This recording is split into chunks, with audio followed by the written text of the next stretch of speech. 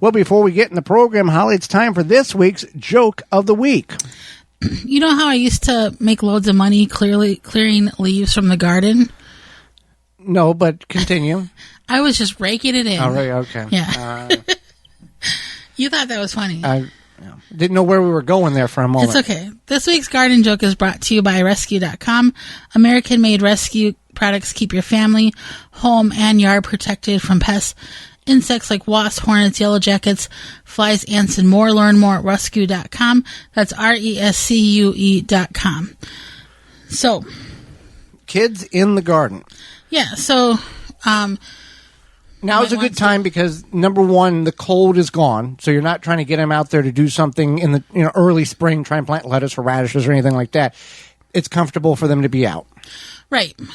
So you want to get them involved. You want to start early. So if your kids are school age, you can start now. But if you have younger kids, you can start them as soon as possible. Designate a certain portion of the garden or corner, or designate a certain size of grow bag or box for them to specifically grow what they want to. Now, guide them with the knowledge of these are things in which you're going to grow best right now. Right. And if they're too little to grasp the concept of growing something, you can just have them outside there with you and kind of watching you. You can show them stuff.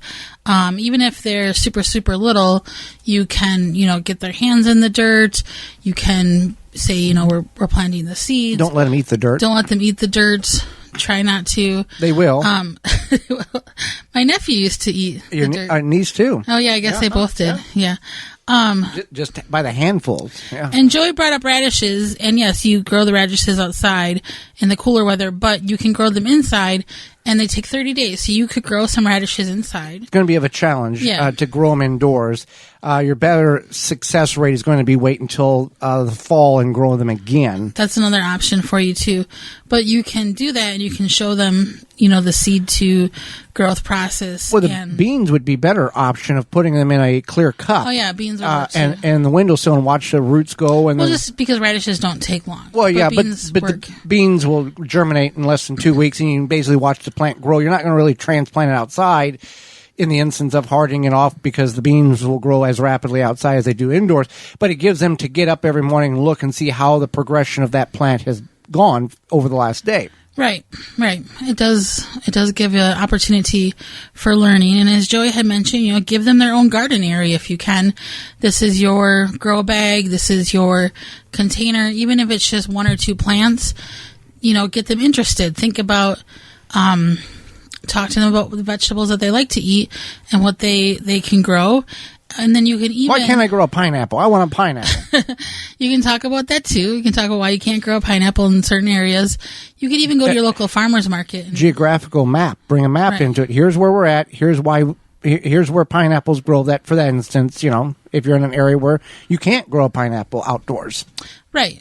Or maybe their favorite food is like bananas or something. Same thing. You point them on the map and show. Yeah. Now, if their favorite food is apples, there's a lot. I know, like by us, there's a ton of apple orchards. So you can maybe talk about the apple orchards or go visit them. I don't know if they'll let you through during the non-apple harvest season, but you could maybe drive past it or something. You want to let them get dirty and messy, let them water. I know some parents don't enjoy letting their kids get dirty and messy, and that's, your mileage may vary, but if you let them have a hands-on experience, they're going to be a lot happier to be hands-on in the dirt and soil. If you're not going to be, so don't get dirty. That's not very fun for anybody that is concerned that you're going to get yelled at if they get too dirty. Right. I mean, even earlier, I was planting some flowers, and Joey gave me an apron because he knew I might get dirty. Yeah. So, and I did get some dirt on my apron. There you go. Yeah. And so that's just a part of gardening, is you get dirty, you get messy. I think that it's also helpful to give them a garden duty. So maybe it's like the watering, or reminding you to water, or like the process of the watering, whether it be maybe they have their own area and they're watering with a watering can, or it could be something like... Oh, it doesn't even have to be a watering can if they're unable to carry the side, like a juice bottle with a screw in top. Right, like a watering can type thing. Yeah, drill a bunch of holes in it and they can carry it back and forth. Also, this is a good time in order to help teach them the identification of this is a weed, this is a vegetable. Now, if you would technically, a lot of the weeds are edible, but we're not going to go down that road. But this is what we're trying to grow. This is what's coming up naturally. We don't want that in this bed because it's going to hurt the production of what you're trying to grow. Right. So you have the educational purpose as well. And then as we move into harvest season, you can make and plan a meal together, and maybe you supplement that from things from the farmer's market, and that helps further the understanding of ground, farm to plate, and where your food comes from.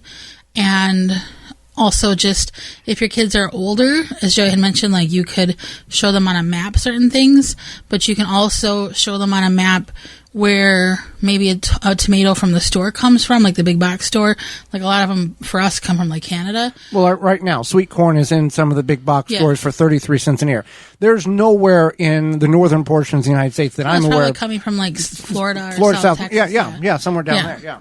Yeah, so just talk about that, like, okay, we grew this tomato or whatever, but also if we go to the big box store, it's being grown in like a hothouse, and it's coming from, like I said, ours come from Canada. Sometimes it might come from the South, wherever it might possibly be coming from, but then it kind of helps make that connection, and you can give them just like ideas about a bigger scope of the world, essentially.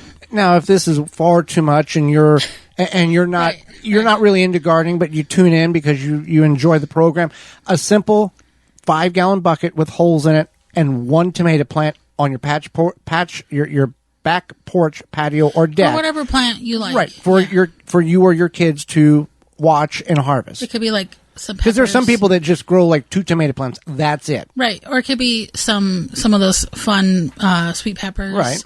Or cucumbers. A lot of kids like cucumbers. Right. Yeah. So and you can just simply go to the farmer's market too. If this is something that you're not you was wanting to, but you haven't started a garden, and you want to get them involved, and they can start going, well, I want to do that. Now, obviously, if they're 4, 7, or 8, the next shiny thing they see, they're going to forget about, I want to grow tomatoes next year. But it's the whole process of building and planning. Right, or you could go to a pick your own farm. Yeah. Like if it's, I know a lot of kids love berries. Like that's a whole thing. Strawberry season's coming up here in the northern areas. Yeah, pretty soon, very close.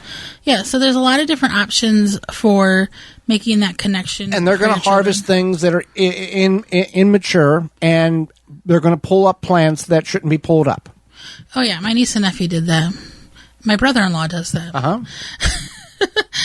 Another fun thing to grow is carrots. Those are fun. Any root crop, I think, is fun to grow. Carrots and parsnips you want to plant, douse with just a fine mist of soil, hydrate this soil with water, and cover it with cardboard or some kind of board for about 14 days until the seeds begin to germinate, and then pull that board off, and you're going to have a much stronger and more successful production and seed ratio germination rate. Absolutely. You can show them the process, the different seeds, the size of the seeds, all of that. That's another thing too. Well, the colors. Yeah, the colors. Yeah, the colors as well. Because carrots just aren't orange. Even earlier when I was planting flower seeds, I was thinking to myself, you like, obviously, sunflower seeds, most people know what those look like. But the other seeds, I'm like, oh, yeah, these are tiny seeds for these flowers, and these are bigger seeds than I expected to be for these flowers. Well, sunflowers, they come in like multiple different colors as well. It's not just orange or yellow. No. Yeah. There's burgundy, there's dark red, there's even black. There's all different colors you can get on that deal, too. That's what I'm planting, is some dark-colored sunflowers. So, yeah. Waltons. Yeah, Waltons. We were brought to you today by our sponsor, Waltons Inc.